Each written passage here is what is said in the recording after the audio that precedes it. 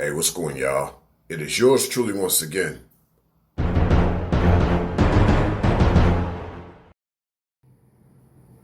First and foremost, my heart goes out to the families that have lost loved ones on the fatal wreck of the Amtrak that occurred in Middle Missouri. I forget the actual town, so I kind of skimmed over certain articles that I was sent that were sent my way.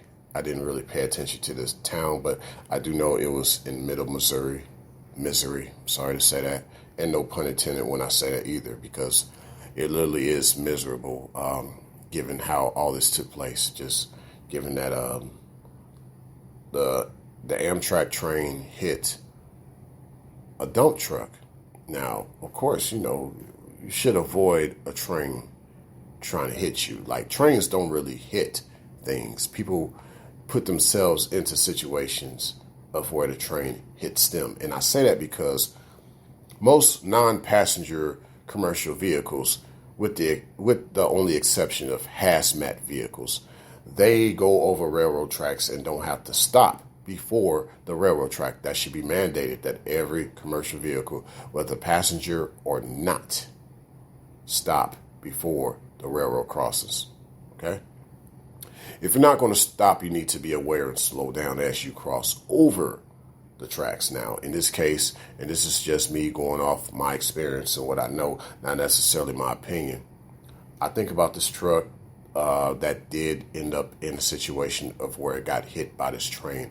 And it looks like this could have happened at a very high speed, given the way the train itself derailed and given the unrecognizable dump truck, based on the wreck that took place. Okay. The truck just, a lot of truckers, they do what most non-passenger commercial operators do. They go over railroad tracks without stopping because they don't need to stop, I guess, based on regulations. And they just keep going. So I think in this case, this guy, he just started to drive over the railroad track, even though they said there weren't visible signs. I get it. There weren't visible signs at the intersections and things like that for that one to know, that particular driver to know that this is a live railroad crossing.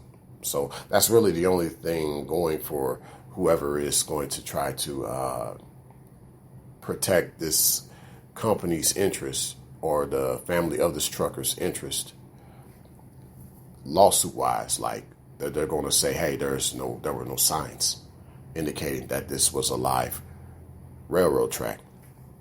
But, we all know that railroad crossing has been crossed probably many times and still continue to be that way. Otherwise, that road would be closed off, okay? So people do use that road. Just not knowing when, but people do use that road. And likewise with the railroad track, if the railroad track happened to be closed off, there would be exempt signs. Even though sometimes there are not exempt signs, but you can tell based on one side or the other in regards to railroad if it's been covered over or not. In this case, the railroad track literally was not covered over. It, obviously it wasn't. It wasn't covered over, and more than likely it could have been a live track. So, like I said, I believe the trucker, he just drove over the railroad crossing, not paying attention to what's coming from each side, and that's how he ended up getting hit. And I see this a lot, to where a lot of truckers and people in their cars, they cross over railroad crossings, whether they have signs or not, without looking both ways before crossing. You should at least slow down and look both ways before crossing, okay? So that's why I think in many ways this collision, this wreck that took place, was preventable. Preventable on the trucker's part, okay? If he had slowed down and looked both ways before crossing, even though there's no signs visible that railroad crossing was a live track crossing, or a live track, if you will, like, he could have still paid attention and he could have noticed that train was coming pretty quick. But he didn't pay attention. He just looked straight ahead, and then boom, that's when he got hit. I believe that's what took place. Okay. And it's unfortunate because, like I said, truckers do that all the time. And I'm not pointing a finger at all truckers. I'm just meaning a lot of truckers, they You know, most truckers, they'll even tell you they go over railroad crossings. They don't look both ways because they don't have to stop at the railroad crossing. That's why I'm like, just because you don't have to stop at the railroad crossing doesn't mean that you shouldn't look both ways before you cross. Just like our elders told us, you know, look both ways before you cross the street. You got to look both ways before you cross the railroad track because you never know how fast that train is coming the other way, barreling down on you. And it's going to be too late by the time you cross, okay? People underestimate a train. Just like people underestimate a semi when it's moving at a certain speed, magnify that times 10 or 20, and that's what you get with a train. People underestimate the train when it's coming down at a certain speed, given its size. You know, people think they're on top of the world just because they're driving a large commercial vehicle until they see that they're nothing against a fully loaded train, whether a freight train or a passenger train. You just, because, you know, even though a passenger train is smaller than a freight train, it's moving faster. So you're still going to have that same impact. It's still going to feel pretty bad, okay?